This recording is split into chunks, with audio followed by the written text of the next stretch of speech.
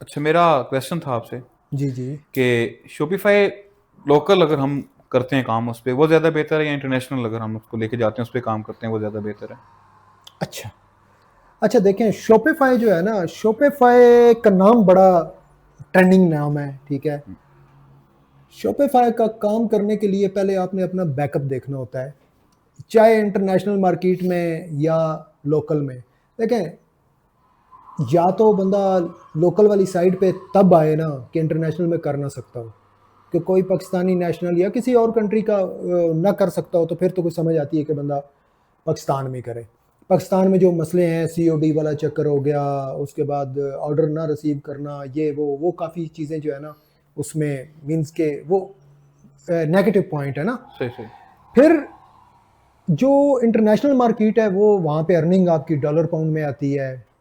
किसी कंट्री में चले जाएं, दुबई में चले जाएं, आपकी करेंसी स्ट्रांग है, जितना काम आपने अपने स्टोर पे पाकिस्तान में करना है उतना ही काम आप अगर इंटरनेशनल मार्केट में करते हैं तो मेरे ख्याल में वहाँ पे रिस्पॉन्स ज़्यादा है। फिर उसके लिए बंदे पे डिपेंड करता है। आप बिगनर जो हमारे पास आते हैं अक्सर, जी जी। हमने शॉपिफाई करना है, तो उनसे जब रीज़न पूछें तो कहें जी बस हमने शॉपिफाई सुना है तो शॉपिफाई करना है। क्योंकि शॉपिफाई ना ईजी है, वो बड़ा मज़ा आता है स्टोर बनाते हुए ये वो, लेकिन उसमें मेरे ख्याल में पाकिस्तान में 10% ही स्टूडेंट होंगे जो उसमें कामयाब हैं, और वो भी अपना बिजनेस करके नहीं। मैं स्टूडेंट्स की बात कर रहा हूँ, मैं बिजनेस की बात नहीं कर रहा हूँ। ठीक। वो भी अपना बिजनेस करके नहीं, वो भी लोगों को सर्विसेज प्रोवाइड करके। आई मीन उन्होंने काम सही प्रॉपर सीखा हुआ है, इंटरनेशनल क्लाइंट उनको मिल जाता है, जी हमारी शॉपिफाई पे या आपने वेबसाइट बना के देनी है ये इस तरह वो। लेकिन वो भी आपका कन्वर्ट किस में हो जाता है, लोकल में तो नहीं होता है, वो भी तो आप इंटरनेशनल मार्केट में चले जाते हैं। तो क्यों ना बेहतर हो कि हम इंटरनेशनल मार्केट में स्टार्ट करें। शॉपिफाई लोकल मार्केट में बिल्कुल ठीक नहीं है। सही। सही है। और नंबर दो, आपके पास बजट कितना है इस पे डिपेंड करता है। शॉपिफाई का बिजनेस चलाने के लिए अगर आप अपनी प्रोडक्ट लेते हैं तो एक तो लिस्ट नहीं करते हैं ना अपनी वेबसाइट के ऊपर। जी। डोमेन तो एक आप बाय कर लेते हैं, लेकिन लिस्ट तो एक प्रोडक्ट नहीं करते हैं। आपकी एक प्रोडक्ट लिस्ट हुई होगी तो वैसे ही आपकी वेबसाइट अजीब सी लगेगी। सही। फिर आप क्या करते हैं, ड्रॉप शिपिंग वाली साइड पे आ जाते हैं, जी ड्रॉप शिपिंग करके हम वो करें। क्या ड्रॉप शिपिंग और कोई बंदा नहीं कर रहा है? आप हमेशा कंपटीशन के अंदर क्यों घुसते हैं? अगर घुसना है तो उसके लिए आपके पास बैकअप होना चाहिए। आई मीन सिंपल वर्ड्स में ये है कि आपके पास अगर बैकअप अच्छा है, 10 से 15 हज़ार डॉलर है, तो फिर आप प्रॉपर इंटरनेशनल मार्केट के अंदर काम कर सकते हैं। फिर आपको कोई रिस्पॉन्स आ सकता है जिसमें आप 5 हज़ार पाउंड जो है ना वो आप एड्स पे लगा दें। ठीक। ठीक है। ये आपका अगर 15 हज़ार का बजट है आपके पास तो 5 हज़ार आपको एड्स पे वो चलेगा। अगर आपने ऑर्गेनिक ट्रैफिक करनी उठानी है, उसके लिए उमैर भाई हमारे, आपको पता है, एक्सपर्ट हैं एसईओ के, जी। तो उनको इस चीज़ का ज़्यादा नॉलेज है। तो एसईओ कोई आसान थोड़ी होती है। यस। आप एसईओ सीखेंगे 3 साल आपको सीखते सीखते सीखते लग जाएगा, ठीक है। ये तो कंफर्म है ना। ऐसे। तो अगर आप एक एक्सपर्ट एसईओ बंदा हायर करते हैं तो वो भी पर मंथ आपको $300 तो चार्ज करेगा। जी, जी। और वो आपका कितना काम करेगा, कैसे करेगा, ये फिर आप उसके पीछे रहेंगे। 4 महीने में आप फेडअप होकर अपना बिजनेस क्लोज करके वापस बैठ जाएंगे और एक ही बात होगी, ऑनलाइन को काम। ठीक है। जी 100% बिल्कुल, आपने जो भी बात की है वो बहुत ठीक है। इसमें कोई ऐसी बात तो है नहीं कि एसईओ सीखना बहुत ही मुश्किल है आजकल के दौर में, क्योंकि जब से एआई आ गई है तो एसईओ बहुत मुश्किल हो गई है। ठीक है, क्योंकि लोगों ने सिर्फ क्या है कि वेबसाइट बनाई है, उस पर ना कीवर्ड डाले, ना मेटास को अपडेट किया और कुछ भी नहीं किया, और जस्ट एक वेबसाइट बना के ना दे दी कि भाई अब क्या पता हम ऑर्गेनिकली रैंक कर जाएं। तो ये थोड़े से डाउट्स होते हैं जो कि मैं क्लियर करना चाहता हूँ। जब भी आप अपनी वेबसाइट बनाएं तो उसको प्रॉपर एक आपको पता होना चाहिए कि इसकी मैंने कैसे एसईओ करनी है, टेक्निकल कैसे देखने हैं, ये ऑन पेज मैंने इसका कैसे सेट करनी है, किस तरीके का कंटेंट मैंने इसके अंदर ऐड करने हैं, कहाँ से मुझे कीवर्ड पिक करने हैं, कैसे लगाने हैं। तो ये सारी चीज़ें आपको सीखनी पड़ती है। ठीक है। और एआई ये नहीं है कि आपने चैट जीपीटी पे जाके ना सारा उससे लिखवा के और आपने आके ना वेबसाइट पे डाल दिया। ठीक है, इससे भी आपका कभी भी कोई भी कीवर्ड मुझे नहीं लगता कि जल्दी रैंक कर जाए। सही है, तो चैट जीपीटी पे रिलाय ना रहें, आप अपना प्रॉपर जो है ना एनालाइज करें अपनी चीज़ों को, जो आप चीज़ बेच रहे हैं, जो आप सेल कर रहे हैं, उसको देखें कि मार्केट में क्या चल रहा है, ठीक है। एंड देन आप अपने कीवर्ड्स निकालें वो वाले जहाँ पे आपको लगता है कि मुझे इस कीवर्ड से, अगर एक सपोज के एक कीवर्ड की मंथली सर्चेज हैं, कोई 500 सर्चेज हैं, लेकिन उस पर तो जैसे कि दूसरे कीवर्ड के 10,000 सर्चेज होते हैं, लेकिन उस पर कॉम्पिटिशन बहुत हाई होता है, तो काफ़ी जो जो न्यू आते हैं लोग एसईओ करना चाहते हैं, तो वो बड़े फिगर्स को देखते हैं। 10,000 कीवर्ड जिस पे ट्रैफिक हो, तो हम वो उठाए, वो पिक करें और वो लगाएं। असल में ठीक है। हमारी ना, सॉरी आपको असल में हमारी तबीयत भी ऐसी है ना कि हम हाँ। ऊपर वाले जो हाँ। होता है ना कंप्यूटर, उसको वो करते हैं। बिल्कुल। आप अपने जैसा कंप्यूटर जितना मींस क्या, वन स्टेप आगे वाला जो बंदा, आप देखें, आप रेस कर रहे हैं, ठीक है, दौड़े जा रहे हैं, तो आपने क्रॉस आगे वाले को तो नहीं करना है, आपने किसको क्रॉस करना है, जो आपसे आगे होगा। बिल्कुल। आप क्या करते हैं कि आप उसको वो अपना कंप्यूटर समझते हैं जो 10 लोगों से आगे दौड़ रहा है, और भाई आप 9 लोग तो पहले क्रॉस करो, फिर उसके कंप्यूटर बनोगे। असल में मेन वजह ये है। ऐसा ही है। तो हाँ, तो यही है ना, इसको हम एक वर्ड में बोलते हैं, एक वर्ड है इसका, लोइंग हैंगिंग फ्रूट्स जो होते हैं, जो बिल्कुल लो होते हैं, उसको आप आराम से तोड़ के खा लेते हो, ठीक है। बिल्कुल। तो ये कीवर्ड वैसे होते हैं, ठीक है। जो अच्छे होते हैं वो बड़े होते हैं, लेकिन आप उस पर पहुंचते पहुंचते आपको टाइम लग जाता है।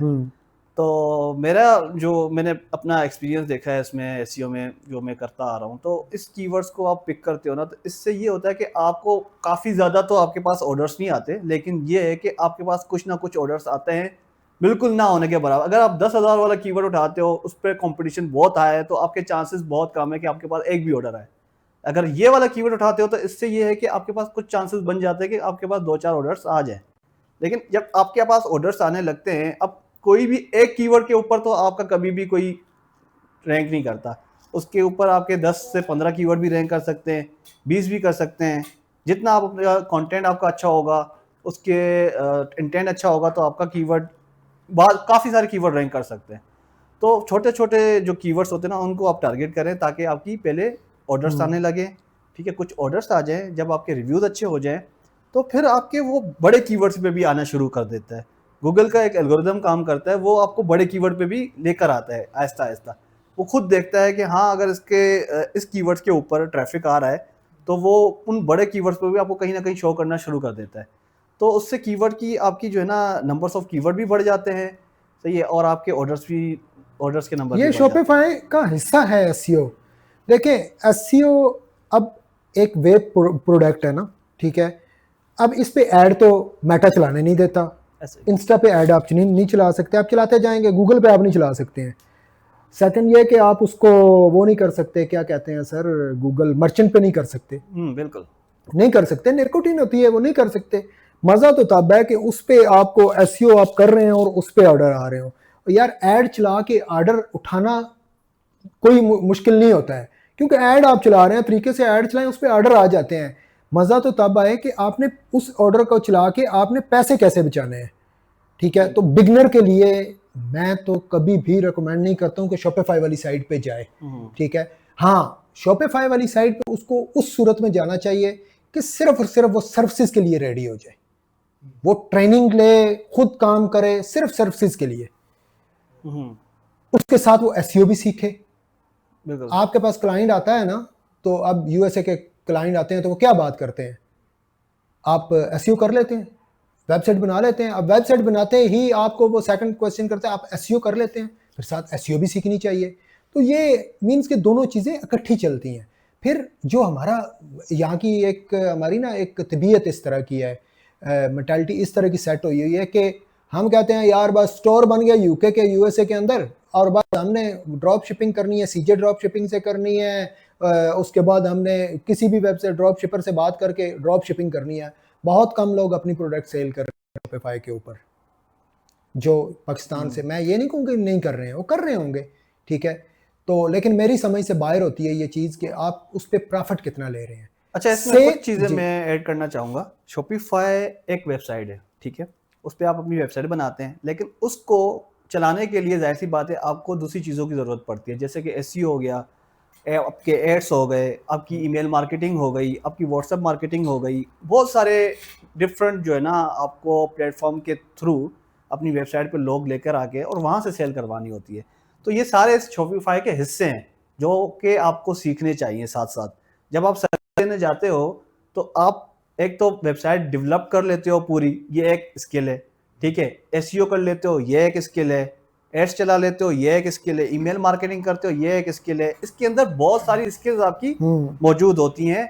अगर आप इन सबको सीख लेते हो तो आप प्रॉपर एक पूरी कैंपेन्स चला के ना उसकी सेल्स को आप बूस्ट कर सकते हो। और मैं तो रेकमेंड करूंगा, अगर कोई शॉपिफाई का क्वालिफाइड है ना, उसको अपना बिजनेस, तो जो बिगनर है, ठीक है, जिसका कोई बैकअप अच्छा है तो वो तो कर सकता है। लेकिन मेरे ख्याल में वो भी कोई 100 में से मेरे ख्याल 2% होंगे लोग जो यहाँ पे बैठ के इंटरनेशनल मार्केट में काम कर रहे हो।